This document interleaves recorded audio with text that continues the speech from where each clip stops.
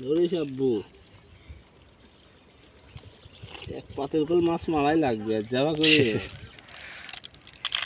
আরে হয়ে যাবেন ইনশাল্লাহ। কয়টা চাপ দিচ্ছেন? 3 দি। হ্যাঁ, দেখি 5-7টা। ছোট ছোট জাল, 2 জন মানুষ, এই জন্যই।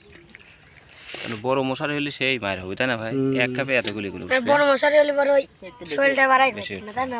হ্যাঁ, বড় নেট হলে আপনি যে নেটের কথা কইছেন, হ্যাঁ, ওই নেট হলে শৈল বাড়ায় পারতেন না।